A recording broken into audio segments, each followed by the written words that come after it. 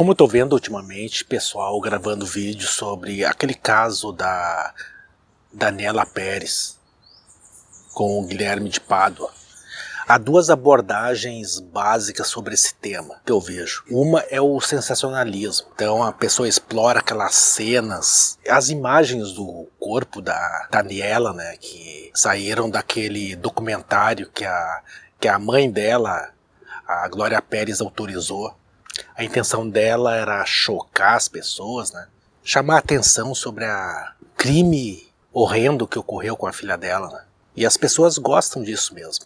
É aquela coisa da necrofilia da arte. As pessoas são mórbidas. Já viu que sempre quando tem um acidente de trânsito, tem aquela aglomeração que ocorre em volta?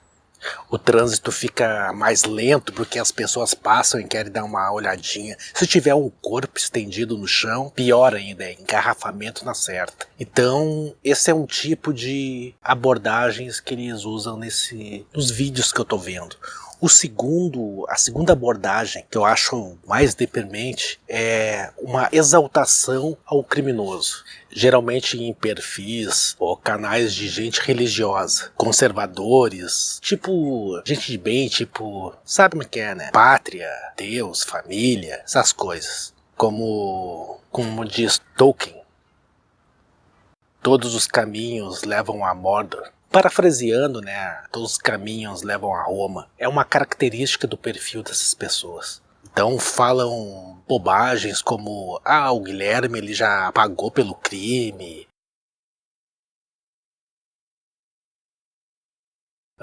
O Guilherme encontrou Jesus.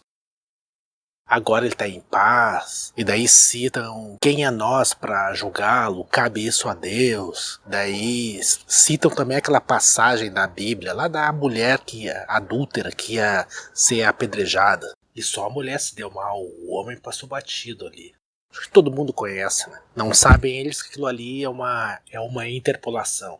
Em termos textuais, a interpolação refere-se à introdução de palavras, frases ou passagens em um texto que não estava originalmente presente. Pode ser intencional, como uma adição para clarificar ou alterar o sentido do texto, ou não intencional, como uma corrupção durante a transmissão do texto. Ou seja, essa passagem não consta nos textos mais antigos. Foi uma inclusão tardia nos textos, mas ninguém sabe disso, pastores sabem. Eu fico indignado com a impunidade nesses casos que acontecem aqui no Brasil.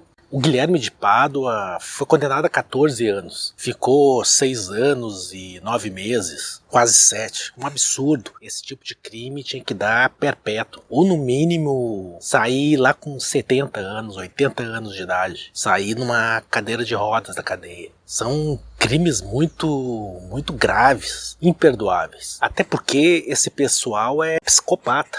E psicopatia, até onde eu sei, que eu vendo especialistas falando, não tem cura. E esse pessoal tenta se esconder atrás da religião, né? Eles costumam sair de lá pastores de alguma dessas igrejas neopentecostais, né? Com frequência é isso que acontece. Renovados em Cristo. Casualmente ele infartou, né? E acabou falecendo. Pelo menos isso, né? Algo positivo nessa história toda. Porque podem apostar, com essa história de pastor que ele estava envolvido, ele ia encher o cu de dinheiro, ficar rico. Talvez, ou provavelmente, ia se candidatar, ia virar um político e ia estar lá em Brasília, também, dos cofres públicos. Ia fazer parte da bancada evangélica. Então, assim, você vê o caso da Suzane von Stoffen, os irmãos Cravinhos. Vamos pensar em outro caso, o casal Nardoni. Tem aquele Jairinho lá do Rio de Janeiro, não tem? Vamos dar uma olhada. O que aconteceu com eles? Como é que está a vida deles? Como foi a pena deles? O que eles sofreram? Quem virou pastor? Quem abraçou Jesus?